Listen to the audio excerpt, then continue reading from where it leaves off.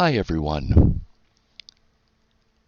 I'm wanting to share an update on my healthcare and my life in general in this particular video. I know I haven't posted as much content recently, and I'll explain why in this video. And just before I start, I want to ask if each of you recall the story of the Never Cry Wolf.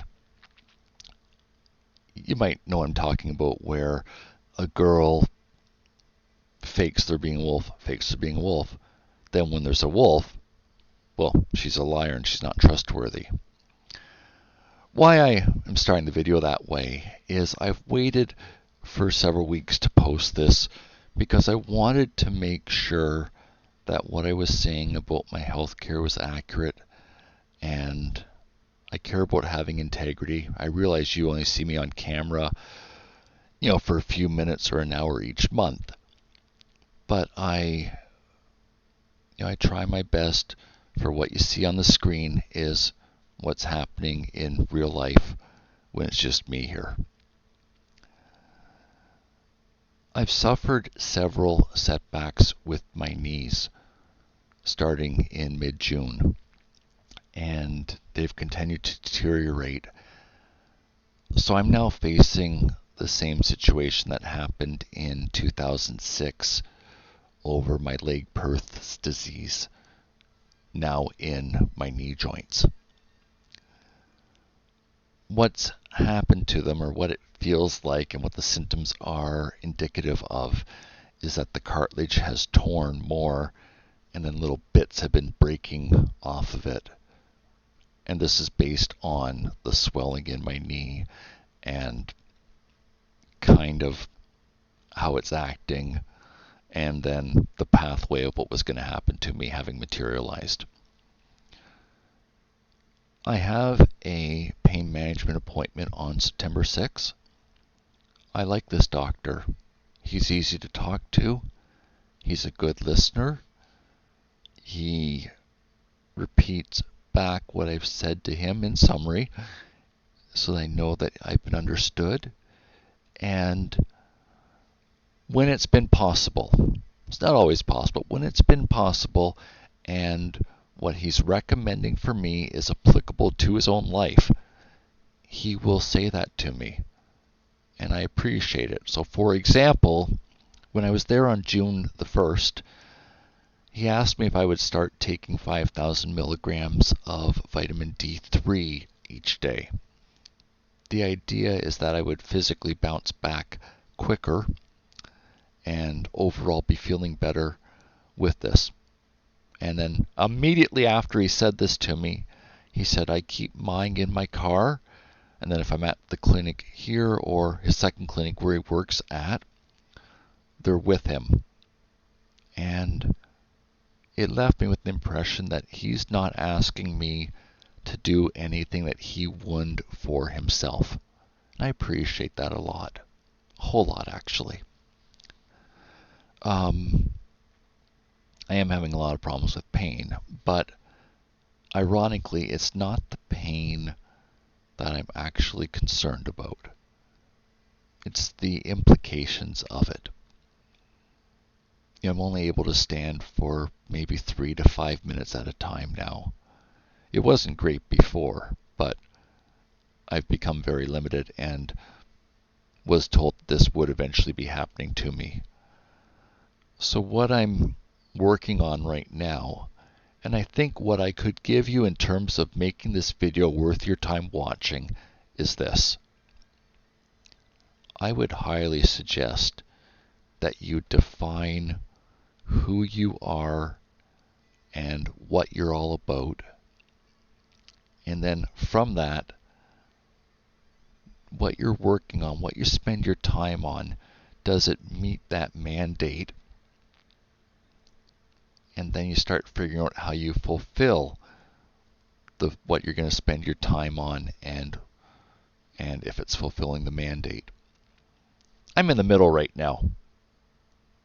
I I've been my own person since I was 11 years old. I grew up too quickly over the leg purse disease and the medical process that involved. And it is what it is. But I kind of missed the teenage peer pressure thing. And, I'm just kind of thinking through how I'm going to live my life in very, very practical ways and how we can make my life easier. And then there's a joke going around about a boy plugging a dam in Holland with his finger. I'm trying to figure out what help I need to help make life easier. I'm not particularly alone in this process. I had a social worker appointment just over 2 weeks ago that I started talking this over, and we will work something through over this and help make my life easier. So for right now, I've kind of stepped to the side what I was working on. It's not going well. I need to rethink how I'm doing it, and I'm needing better pain control before resuming it. What I was trying to work on was finishing getting my laser engraver set up, and you might remember last summer when I was working towards the shed, making it usable year-round so the woodworking part of that could happen out there. I still want to get the laser engraver going, but it's not worth the hours in bed for 15 minutes progress. I am going to need a stool that has a piston that goes up and down, and that will help prevent some of the bending. If you're struggling and you've got a physical disability, periodically it may be worth your time and the money spent on having an appointment with an occupational therapist to discuss the mechanics of how you do things and if there's better ways of doing it, or if it's something that you're better off having help with. And it's a very fine and very, very personal process. But anyway, that's kind of what I'm working through for myself right now. I knew that this was going to be happening to me at some point. I wish it would have happened in 2024, if I'm honest with you. And if we were in 2024 and I was making this video, I would still be saying that I wished it, or I was wanted it to happen now, and was glad that I got a few things done, like the laser engraver set up beforehand. If I'm honest with you, what I'm still glad about and what I really enjoy is the time I spend down at the water. Either there's the Moira River, about 800 meters or 2,400 feet that way, or if I go that way, there's the Bay of Quinte, and there's all kinds of trails down there. And I really enjoy it when I'm down there. And when I'm down there, I can't give you a good logical reason for it, but I forget about the problems in my legs. The pain still occasionally bothers me, but for the most part I forget about it, and I really enjoy life while I'm down there. And I believe in God, and I enjoy the beauty of God's creation. And it's lovely, it's relaxing. I enjoy seeing the wildlife. There's a whole subculture of people that live in the same city as me that take their dogs down there for walks, or just people walking. And the casual hellos. Seeing people out on boats is also wonderful. I really enjoy that. And honestly, if you're living with a chronic illness, I honestly think it's worth your while thinking of your sort of oasis, your activity that when you've finished, you're not feeling pulled down by what's wrong. You may not have all the answers, but you're not feeling pulled down by what's going on in your life. I'm always so glad when I've been down there. It's why you why you see me posting nature videos where I've brought my camera with me to have something to share. I have other news that's a bit on the concerning side. A little bit. The foundation of my house in an area in behind me has some dry rot. One of my good friends has just left. We've exposed the dry rot. So sort of the next step in the process is going to be to put some foundation sealer on it to prevent it from worsening. And for the time being, I'm just going to patch it with some plywood and let me get through the next few weeks so I can get the pain control in my legs best under control. So for me personally, I tend to avoid decisions, big decisions that is, when I'm in a lot of pain or when I haven't slept well. If I'm going to make the big decisions in life for myself, I want to do so when I'm rested and when I'm not distracted from pain. Now I realize right now that there are people who are in pain 24/7 and it's unavoidable and it's going to happen. When I've had to make decisions under this circumstance for myself, what I've normally done is a pro-con chart, unless there's 3 or 4 options, and where are the pluses of them and minuses of them. And then if I'm still not satisfied, then what I've gone back and done is numbered the items with a value of 1 to 10, and it becomes a math equation of what's made the most logical decision for me to pursue. I also have a number of friends that I've known for a decade and more, and I find value in talking over what I'm doing if decisions make sense. The only thing I'll say with this is if you have people helping you, try not to just be focused on yourself. Even if you can't physically help somebody, people overall perform best when they're not alone facing a stressful situation. And I expect this is part of why I've been able to do so well with the friends that I have. You know, the silly computer games we play in the evening and just have fun together. You know, it's nice. And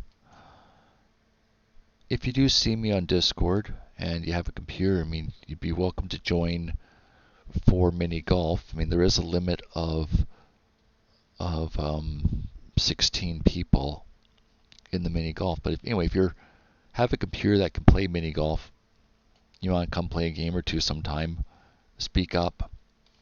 There's a group of us that regularly play together, and more people are welcome. I enjoy it a lot. The link for my Discord's in the description of the video. I realize it's not for everybody. Thought I'd extend an invitation. Of other things going on, I'll share a Rocky update as well. That's my hamster, if you're just watching the video for the first time. Rocky has really amazed me. Let me just grab my pad of paper here. There we go. Okay, so Rocky has an abscess on his ear. Now, I can't draw to save my life, and I know I can't draw to save my life. Okay, this is my quick sketch of Rocky's face. As I've told you, I can't draw to save my life.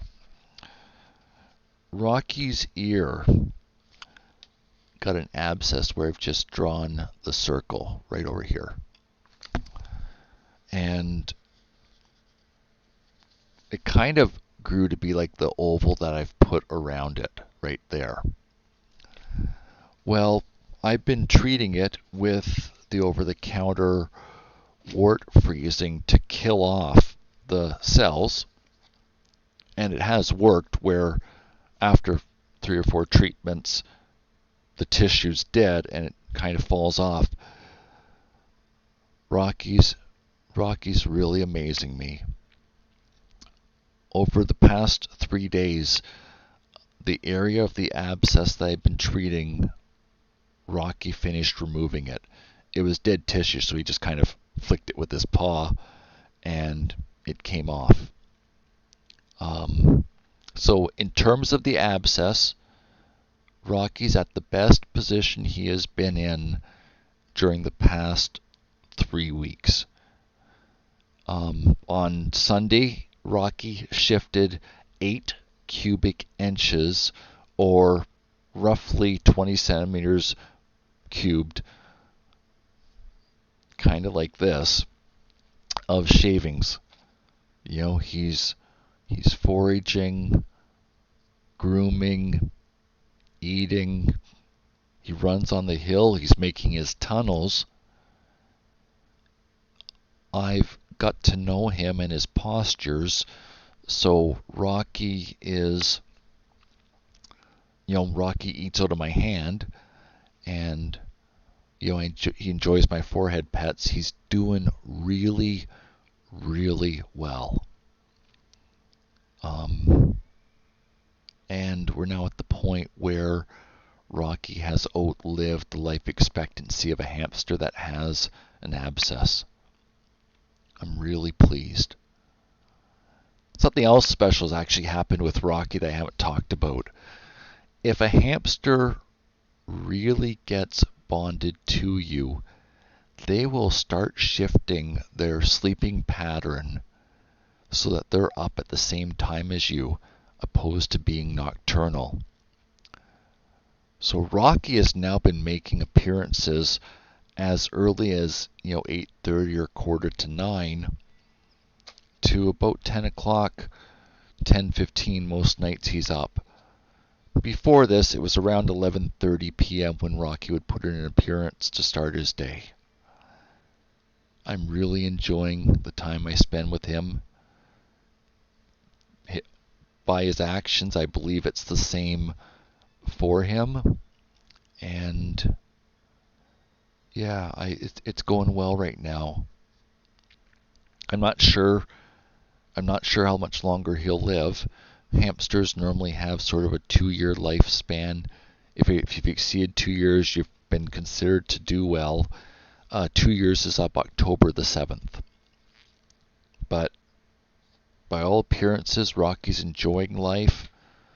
He just stands on my hand while I either use the wart treatment to freeze the abscess, when I put the antibacterial medication on him, or the antiseptic to keep his body healthy. He stands there and takes it, and he's really good about it. To be fair, he didn't want to be held on Saturday night when his abscess was bleeding a bit after removing the chunk of abscess.